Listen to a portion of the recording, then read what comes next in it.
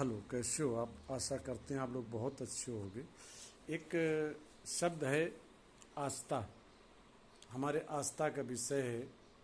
आस्था आया कहाँ से? ये आस्था का विषय जो आया कहाँ से? आस्था कोई पेड़ से निकली, जमीन से निकली नहीं।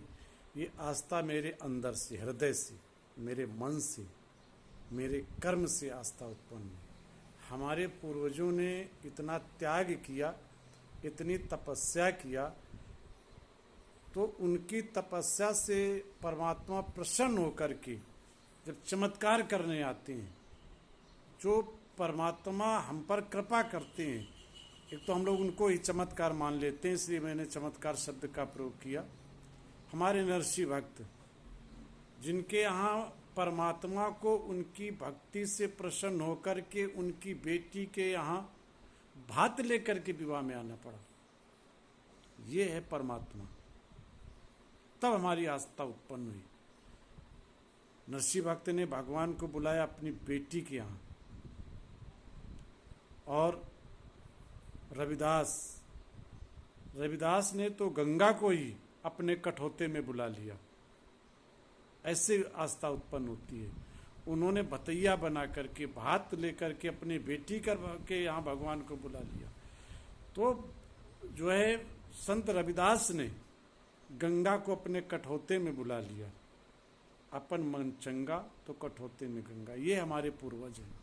हमारे पूर्वजों ने त्याग किया है, तब जाकर के हमारे अंदर ये आस्था उत्पन्न हुई। ये जो कह देते हैं आस्था का विषय, आस्था उत्पन्न होने में करोड़ों वर्ष लग गए, तब आस्था उत्पन्न हुई। जाकर के ऐसे नहीं आस्था उत्पन्न होती है।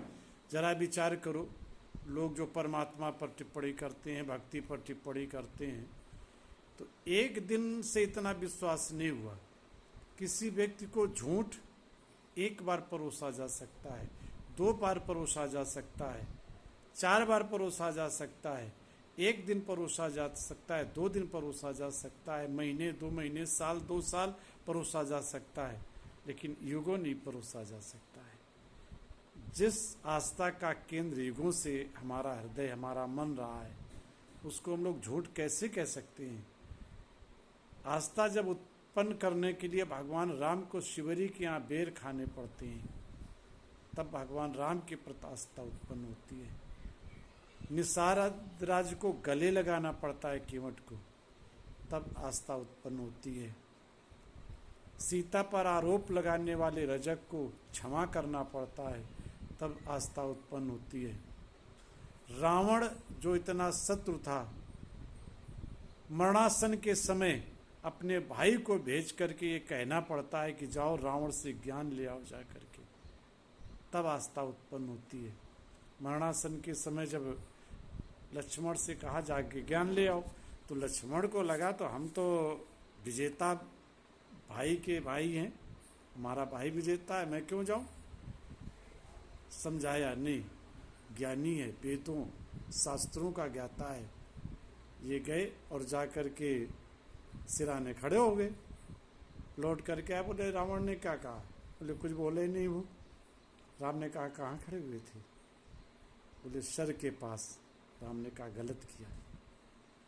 ऐसे ब्राह्मण के यहाँ, ज्ञानी ब्राह्मण के यहाँ जाकर के सिरहने नहीं खड़े हुआ करते हैं, उनके पैरों के पास खड़े हो जा करके। लक्ष्मण दोबारा गए, उनके पैरों के पास खड़े हुए, तो रावण ने दोनों हाथ उठा करके आशीर्वाद दिया। ये ब्राह्मण ही कर सकता है कि अपने शत्रु को भी खुश रहने का आशीर्वाद अगर कोई दे सकता है, वो ब्राह्मण ही दे सकता है। रावण लक्ष्मी के ऊपर क्रोधित नहीं हुए कि तुम्हारे भाई ने हमारी ये दशा कर दिया है, लंका जलवा दिया, ये कर दिया, वो कर दिया, तुम्हें नुकसान किया। नहीं, आशीर्वाद दिया, तब आस्था उत्पन्न होती है। तो रावण से लक्ष्मण ने पूछा, महाराज क्या करना चाहिए मनुष्य को? उन्होंने कहा जितने अच्छे काम हैं वो तुरंत कर देना चाहिए, और जितने बुरे कर्म हैं उनको टालना चाहिए। मैं स्वर्ग तक स्वर्ण की नसेनी बनवाना चाहता था, लेकिन मुझको ये था कि मैं तो जिस दिन चाहूँगा उस दिन बनवा लूँगा, आज नहीं कल बनवा लूँगा। ये सोचते सोचते सोचते सोचते हम संसार से जा रहे, और जब पाप पर दृष्टि गई तो हमने सीता जैसी पवित्र स्त्री का अपहरण कर लिया। तो जो बुरा कर्म है जितना टालते जाओ, अच्छे कर्म जितने हैं उतने करते जाओ। जब इस तरह की बात होती है तब श्रद्धा उत्पन्न होती है। भगवान कृष्ण को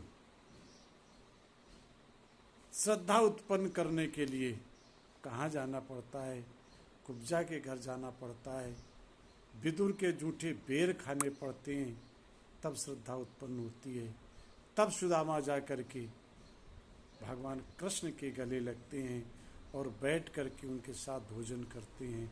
उस कृष्ण को जो श्रद्धा उत्पन्न करने के लिए ग्वाल वालों के साथ बैठ कर के उनके साथ कढ़ी खाते हैं और ग्वाल वालों के मुंह की लगी हुई चाट लेते हैं, जूठी कढ़ी खाते हैं, तब श्रद्धा उत्पन्न होती है।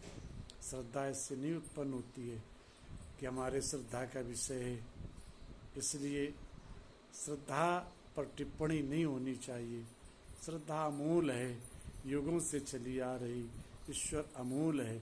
अगर और प्रमाण देखना है तो चले जाइए, चित्रकूट चले जाइए, वैष्णो चले जाइए, मथुरा चले जाइए, वहाँ आपको देखने को मिलेगा कि वास्तव में श्रद्धा क्या है, श्रद्धा कहाँ से उत्पन्न होती है, श्रद्धा कैसे उत्पन्न होती है। इसलिए जो है श्रद्धा हमारे हृदय से उत्पन्न होती है। हमारे पूर्वजों ने इसके लिए बहुत बड़े बड़े त्याग किए हैं, इसलिए श्रद्धा उत्पन्न होती है। और आप लोग अपने अपने धर्म पर, अपने अपने कर्म पर ही श्रद्धा करें, उसी से जो है हमारे जीवन का कल्याण होगा। जय माता की, जय माता की, जय माता की।